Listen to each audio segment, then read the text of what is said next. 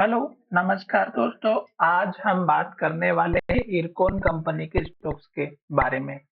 इस स्टॉक्स में जो गिरावट की वजह थी और जिस दिन स्टॉक्स में गिरावट होना स्टार्ट हुई थी, उस दिन हमने आपको वीडियो के माध्यम से समझाया था कि स्टॉक्स में बड़ी गिरावट दिखाई दे सकती है और उसके बाद स्टॉक्स हमारा एक के बाद एक रेड कैंडल और लो बनाते हुए स्टॉक्स नीचे आ रहा है। गिरावट की वजह अगर आप देखेंगे तो स्टॉक्स में जब भी अप ट्रेंड पर हाई लेवल पर एक इन्वर्टेड हैमर कैंडल अगर बनती है और उसका लो टूटता है तो गिरावट जरूर आती है। जैसे कि यहाँ पर आप देख सकते हैं, इन्वर्टेड हैमर बनी थी और उसके बाद स्टॉक्स में गिरावट हुई।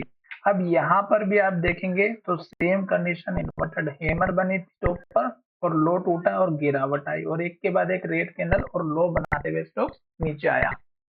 जब स्टॉक्स हमारा इस इन्वर्टेड हैमर कैंडल के बाद नीचे की तरफ आया तो स्टॉक्स ने यहीं पर सपोर्ट लिया था, जो पुराना हाई था और पुराना सपोर्ट बना हुआ था।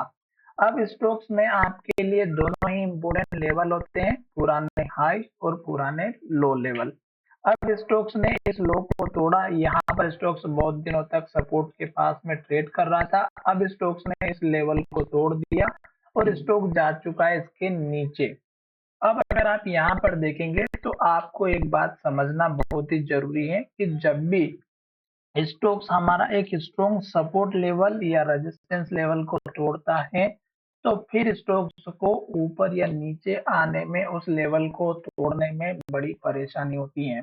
और देख सकते हैं कि स्टोक्स ने बहुत ही बढ़िया तरीके से यहाँ पर रेजिस्टेंस के तौर पे अगर आप देखेंगे तो स्टोक्स मात्र 2 से 3 पॉइंट के आसपास ट्रेड करते हुए दिखाई दे रहा था। अगर आप यहाँ पे देखेंगे तो 262 रुपए का लो था और 267 रुपए का हाई, और स्टोक्स ने इसी के अंदर ट्रेड किया बहुत दिनों तक। और फिर यहाँ पर अगर आप देखेंगे तो स्टोक्स में ऐसी कोई भी कैंडल नहीं थी जो कि 267 रुपए के ऊपर वॉल्यूम के साथ क्लोजिंग है।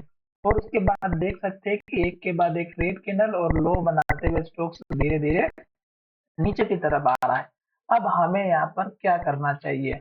अब स्टॉक्स नीचे की तरफ आ रहा है और जब तक स्टॉक्स लो बनाएगा, रेड कैंडल बनाएगा, तब तक हमें इंतजार करना है बस। नई फ्रेश एंट्री बिल्कुल भी नहीं करना है। स्टॉक्स का पुराना हाई है यहाँ पर, जो लगभग हमारा बना हुआ है 238 रुपए के आसपास का। तो अभी स्टॉक्स नीचे की तरफ आ रहा है, रेड कैंडल बना रहा है, तो हमें इस कैंडल के हाई के आसपास का, जो लगभग हमारा 238 रुपए से 240 के बीच का है, तो एटलीस्ट हमें इस कैंडल के हाई तक का तो इंतजार करना ही होगा। क्यों? क्योंकि स्टॉक्स का पुराना वाला रेजिस्टेंस लेवल है और जब तक स्टॉक्स हमारा इस लेवल के पास है तब तक हमें इंतजार करना होगा। अगर स्टॉक्स इस लेवल को भी तोड़ देता है तो फिर भी हमें इंतजार करना है। किस लेवल का? जो यहाँ पर स्टॉक्स ने लो बनाया था 212 का। बीच में और एक लेवल है जो कि इस कैंडल के लो का है, जो 219 रुपए के आसपास का है। पर हमें केवल एक बात का ध्यान रखना है और वो है स्टॉक्स की रेड कैंडल। तो जब तक स्टॉक्स रेड कैंडल बनाएगा हमें केवल वेट एंड वॉच का काम करना है, जल्दबाजी बिल्कुल नहीं करनी है। अब अगर आप चाहें तो इस स्टॉक्स का जो टारगेट है, वो छोटा सा जो टारगेट है इस कैंडल के लो का रख सकते हैं 260 रुपए के आसपास का। 259 का है तो आप 260 तक का रख सकते हैं। इससे बड़े टारगेट की अभी उम्मीद नहीं करना है क्योंकि अभी स्टॉक्स जा रहा है नीचे की तरफ।